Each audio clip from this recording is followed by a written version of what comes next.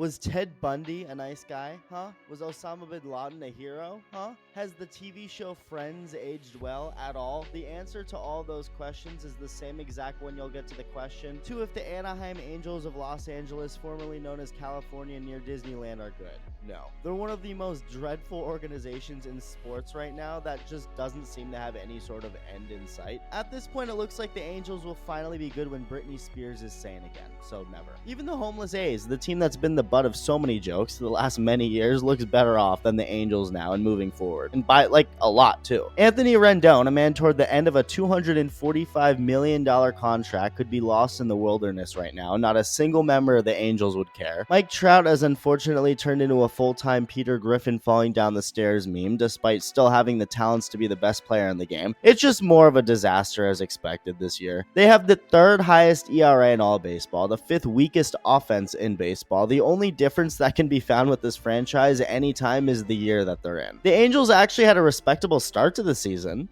In their first 12 games, they started off 8-4, only to have since gone 4-15 at the time of me making this video. Recently, they had a .500 record until they went to Minnesota to get their ass kicked for 3 games straight. Then Seattle, more of the same. Time to go back home. Home is where the magic happens. I mean, Disneyland is 10 minutes away from the ballpark. But forget the baseball gods, even Mickey Mouse doesn't have the energy to reward this team with anything. So now back home against the Tigers, Logan O'Hoppe starts the scoring off with a home run before Javier Baez. Yes, Javier Baez, who just recently hit his first home run all year, goes deep because of course he does now, and it gets funnier later. So he goes deep, then Gleyber Torres goes deep in the same inning, but the Angels look to maybe be in control of this game. Jorge Soler punches right back with a homer of his own to take the lead. They tack on another. Skip ahead to the 8th inning. The Angels are still up 4-2. You're thinking, okay, you know what? Maybe this is their night. Maybe they can get one here. Magic really is happening until you realize, yeah, I mean, it is for the other team. Remember when Ursula took Ariel's voice away, The Little Mermaid? Imagine that, but the Angels pitchers losing their ability to pitch. No matter who came in to pitch for the Angels,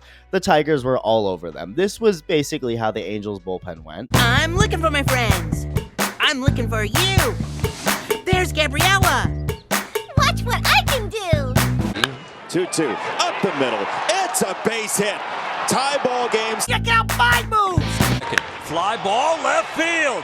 Way back and left. Ward looking up, and it's gone, a home run. Hey, there's May. May I show you how I groove? Fly ball right field deep. Going back Soler, looking up. Gone.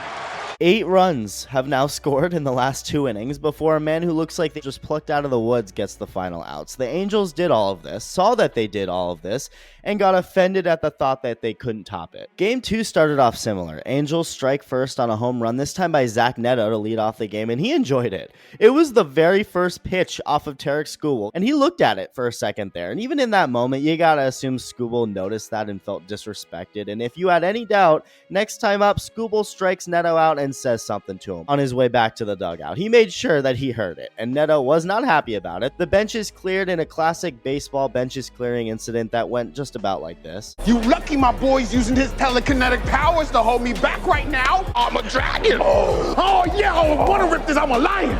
I'm a tiger over here. I'm a bear. Oh my. Shout out Jose Soriano. Bro pitched really well. He didn't give up any runs in his start. 6 innings, 5 strikeouts before the bullpen came in and said, Watch what I can do. Sidney Sweeney's brother goes deep to tie the game, but heading into the 9th, that was still all for the Tigers. It wasn't like they were going off offensively. Game is deadlocked at 1, and in comes Kenley Jansen and his 0 ERA. The man has not given up a single run all year. That's amazing.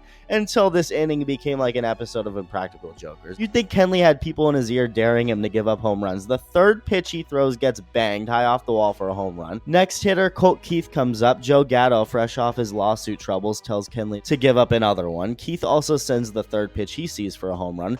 Back to back, he gives up a base hit to Jace Young before James Murray, fresh off his grooming allegations, tells Kenley to lay one in there for Javier Baez. Again, the same guy who had 1 home run coming into Anaheim, it takes 2 games to double his season amount. 3 home runs off of Jansen, and he and the Angels were hellbent on making this as ugly as possible. They may be bad, but at least they're committed to the bit. Sabrina Carpenter's brother singles before Zach McKinstry doubles. Jansen is finally taken out of this game, but don't worry, it only got worse and more history historic. The Angels didn't want to just lose this game. They wanted to break barriers. The first pitch Jake Eder throws goes wild and brings home the 6th run. Then Riley Green, the same guy who started this inning with a home run off of Kenley Jansen, sends the second pitch he sees now off of Jake Eder into the right field seats for his second home run of the frickin' inning. For those wondering, yes, that is the first time in baseball history a player has hit 2 home runs in the 9th inning. The Angels are a team full of method actors. If you're gonna suck, might as well go all in on the suck. This is who we are. Gotta respect it. As for Kenley Jansen, if you've ever wondered what 3 home runs and 6 earned runs does to a 0 ERA, even I don't know what it does.